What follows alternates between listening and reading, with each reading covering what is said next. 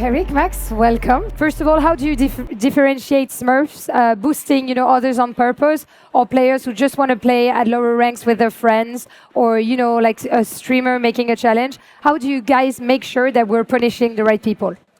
Yeah, so we know that smurfing is a broad kind of category that encompasses a lot of different actions, things like boosting and account sharing, but we also know the importance of like social play. So we don't want to compromise that at all, but what we are looking at in 11.09 is to roll out multi-factor authentication, or MFA, to make sure that we're targeting people primarily who are sharing accounts, and then later for our Ascendant Plus players to improve match quality. Why shared accounts? So can you talk a little bit more about those shared accounts? What's the problem with them? Yeah, so shared accounts are some of the most egregious targets that we found. These are accounts that are moving between multiple players, primarily focused on rank manipulation and account boosting. Could you explain why are Ascendant 3 players like Smurfs a bigger issue when it comes to smurfing compared to lower ranks? Why is that? Yeah, so we're really focused on the Ascendant Plus match quality. We know win trading can be a problem, and so we really want to target that as well. But we've identified that a lot of Smurf accounts are also associated with Ascendant Plus. Okay. So we're starting there, and then we're hoping to roll this out to additional ranks after the beta, and we identify a plan. So you've also mentioned ranked manipulation. So how are you planning on doing this rank manipulation report? Because a lot of players who are frustrated to get obliterated in-game are probably going to report their opponents for rank manipulation. So how do you guys see that? Yeah, so we're going to collect a lot of data when we add this new reporting category, and we know that there is inconsistency at different ranks. We want to make sure that someone who's having a good game isn't getting reported or being actioned on. So we're going to collect a lot of data first, make sure that we have a really good algorithm and understanding, and then action on that over time. So yeah, now I want to speak to you guys about a topic that is very crucial to me as a crazy ranked player. So that's what we're going to be. What are the main issues that are reported to you in matchmaking in general? I think some of the main issues that we're trying to improve in matchmaking are things like match quality and trying to get people to engage in ranked to make sure that everyone's on the same page when they're trying to get in there. Everyone has the motivation to win. I think that's something that we've seen has been not exactly what we're looking for. And we want to get players kind of back into that same place where everybody's working towards trying to win together at the same time. When you hit that play button, that's what you're looking for, is you're looking to get 4 teammates to go and win, and that's not always the case. So we're trying to make improvements to help you get into those high-quality matches. Okay. So yeah, we spoke about problems. Let's now mention maybe solutions. So when it comes to ranked, what do you think could make the experience better for players? Yeah, I mean, I think that, again, like I said, trying to improve match quality and smurfing, like Eric was talking about, are definitely our 2 major issues. The way we want to improve matchmaking is actually looking at our underlying MMR systems, the things that help, determine, hey, how good are you? How good am I? How do we make a team of players that are all, around the same skill level? And in 2026, we're rolling out a bunch of different updates that we obviously can't go super deep into because the system is very much behind the scenes and very technical, but it's aimed at making those matches a lot higher quality. Now let's speak about rewards. We're humans. When you want to get us motivated into doing something, a candy, a salary can do the job. And in game, we're talking ranked rewards. So guys, can you tell me about it? Yeah, I know ranked rewards are a hot topic for people. People, chasing the gun buddy, but maybe it's gotten, you've gotten your 6th, 7th, 8th gun buddy. Maybe you want something else. As I mentioned about motivation earlier, looking into next year, closer towards the end of next year, we're going to be looking at doing an update to the ranked rewards. We can't go into the specifics yet, but we're looking to give players something worth chasing and grinding for. Okay, is that going to be more than a gun buddy or different than a gun buddy? Yeah, it's definitely going to be something that is different and more than a gun buddy. Hopefully cooler. I think it's cooler, but hopefully players will agree. Fair enough. Good teasing, Max. Thank you. So I think that's already it, Eric and Max. I was just listening to you chilling, and I just realized I have no more questions for you guys. So thank you so much. Thank you for so much joining for having me. us. Enjoy the finals, and can't wait for what's next. Thank you so much, boys. Thank you. Merci beaucoup. Yeah, thank you. Merci. So next, I want to introduce Dan, Ryan, and Tiffy from the Live Balance team to talk about the philosophy behind the big updates that are coming soon after Champions. So guys, make some noise for Ryan, Tiffy, and Dan. Hello, hello, guys. Bonjour. It's a pleasure to have you in Paris, of course. We met yesterday, and we've been able to see your wonderful work since the beginning of Valorant. So from the bottom of my heart, I want to start this with a big thank you for making the game what it is. But we're going to talk about, maybe not mistakes, but maybe things that you've learned in the past, what we're going, how we see the future of Valorant. So looking back at it, what are some of the, let's say, biggest learnings that you had throughout the journey, whether they're negative or positive? Who feels comfortable to answer that? Yeah, I can start off with this one.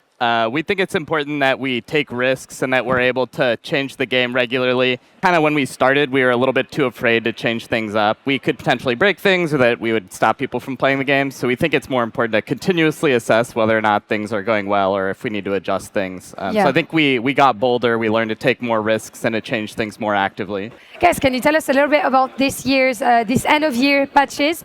What are the team, philosophy behind those changes?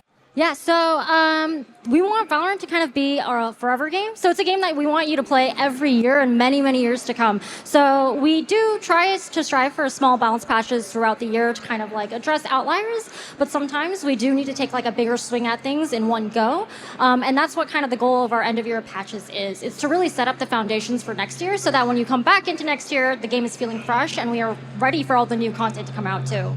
My next question is going to be about the mechanics of the game, right? Because we said it's a tactical FPS, donc c'est un FPS tactique Valorant. Heading into 2026, should our players focus a bit more on improving mechanically? We're talking aim-wise, movements mainly, or do you still see like utility as a very big part of it? Yeah, we still see utility as a really important foundational part of the game. Like, we never want abilities to feel so weak that they're not worth casting, and we think ability strategy is really interesting and one of the things that sets the game apart. We're kind of always viewing abilities, gunplay, and maps as this important set of things that we need to always keep in balance, and so we'll always keep assessing that. But we're not expecting this to dramatically change how most players play the game. Improving mechanically is going to be important. Yes, always, right? always. Always. That's a very good answer. So jumping on this, aren't you worried that at some point our game becomes, and Valorant becomes a bit more too elitist with players that have a strong FPS background coming, from before? We've had initiatives like Game Changers. We know that the game is super attractive to casual players also. So what are your thoughts on this? So ultimately, I think like what we're looking to achieve with these sets of changes is to basically increase the skill ceiling of like the upper end of ability mastery, as well as like the strategy of abilities will always be kind of accessible. That's why we have map targeted smokes. It's supposed to be easy to like put down and play, and same thing with like mechanically shooting. So I actually think this is us taking the right steps to make sure that accessibility is still always true for Valorant, as well as keeping the high end up. Okay. Now moving on to another topic that I am very interested about hearing is weapons. How do you balance weapons in general? We know that the outlaw is mainly used, in anti-eco. I mean, at least in pro, we see it every time. So, how do you balance those weapons in general? And are there issues that are part of the game for you guys? So how we balance weapons is we tend to think that we want weapons to have a distinct purpose in the shop. That's why the Vandal is good at long-range fights and those one-taps, and the Phantom is better for shooting through smokes or you're scared to push into a shotgun. Yeah. We think that's a really exciting and important part of the game. And when we were making the Outlaw, we were looking for a space for an aggressive sniper to fit into the game, and we felt like an anti-eco weapon was good for that purpose. Yeah, I think I can also pass the mic to Ryan a little bit to talk a little bit more about weapon stuff too. Yeah, so when we're looking at weapons, we're kind of looking at the whole thing of weapons, maps, and agents. And for all three of them, you kind of want to be able to play, your way, have your own play style. And so when we're looking at the arsenal, there's a lot of different levers that the team looks at, specifically around building it to match the identities that they want to have.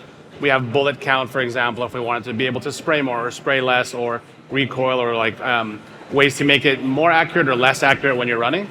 So depending on the identity of the weapon, there's a lot of levers that we look at, but we want to make sure that you can use weapons with different agents and also on different maps. So they're pretty flexible. So you can express your creativity through the weapons, right? So I think we're done about weapons, but we are not quite done yet, guys, because we have one more very important topic. So let's speak about Harbor. It kind of has become a meme in the community, Every time it gets picked in pro, everyone goes crazy because we're so not used to seeing him. So what are we getting with Harbor? Are we talking reward? Tell me about it, Tiffy. Yeah, so the memes are going away. Harbor is getting a rework. He was one of our first agents that we identified to kind of be a candidate for one. You will have to wait until patch 11.10 for this Harbor rework to actually come out. As a heads up, we generally, when we're looking for agents to rework, we're finding candidates that have either long-term game balance kind of concerns, like gameplay clarity, or in general, when the fantasy of the agent just hasn't held up over time. Those are the times where we kind of look to rework them. And Ryan can talk a little bit more about specifically what we're trying to do with Harbor. Ryan, you're going to tell me what we are ideally keeping from the agent that you love and what we might see change. Yeah, so a lot of Harbor's identity is still true, and we wanted to make sure that was there, where he is kind of this initiator, controller hybrid, the controller that you want to push with the team. So you see a lot of that in the past with his Cascade and his other abilities.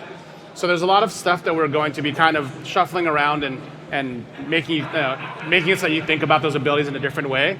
But we also have a couple of new abilities that we wanted to add there. Is that hybrid spirit something that you want to keep for agents, in the future? As I was saying, Chamber, Due Sentinel, Viper Controller, Sentinel also. How do you guys see that? What's your vision? Yeah, I think we've learned a lot from developing agents over the years, and kind of one of the things we've been thinking about is just, hey, how much do these role labels matter versus what's the right thing to do for a specific character? And I think we're trying to lean into the fact that characters, should be the best version of themselves regardless of this label. And so we will be, kind of leaning more into the hybrid space in the future and trying to create characters that are the most interesting for what'll make them work in the game rather than just sticking them in a label or a box. Yeah, I think that's very cool, not being too over-focused on the role itself and, letting a little bit of liberty to our agents also, and I'm sure our player base will love that. Again, I haven't seen the time flown, but this was my last question for you guys, so thank you so much for joining me, all of you three, and we can't wait for what's next, especially Harbor, guys. Yeah. I'm so curious about Harbor, so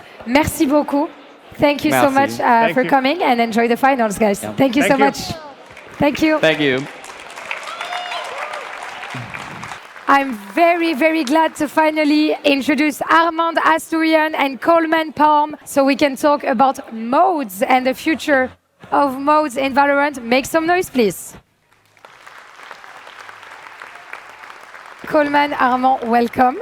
First of all, I'm sorry, Armand, I'm going to keep your pronunciation the French way. So both of you are working, on the live game team, right? So, working on modes and stuff. So what's next for modes in Valorant, guys? What do we have experienced maybe that we want to keep in the future? What's our direction? Yeah, so for a while now, our focus for modes has been wanting to find modes that would be sort of permanent or evergreen, that we know players would want to play Val in that way sort of forevermore. But at this point in time, now that we have things like Swift Play, we have things like TDM, and Valorant's out on console, we feel pretty good about opening up the door and sort of reinvesting in some of the more experimental modes that we tried closer to launch. So yeah, you were saying temporary modes, so that, triggers my ear. Are these kind of things something that we're, talking about that we have in mind, or is it different? Yeah, so like Coleman said, limited time modes are largely what we're going to be building over the course of the next year or so. So we will be seeing more things like Snowball, but not really directly tied to like a holiday or an event in the same way.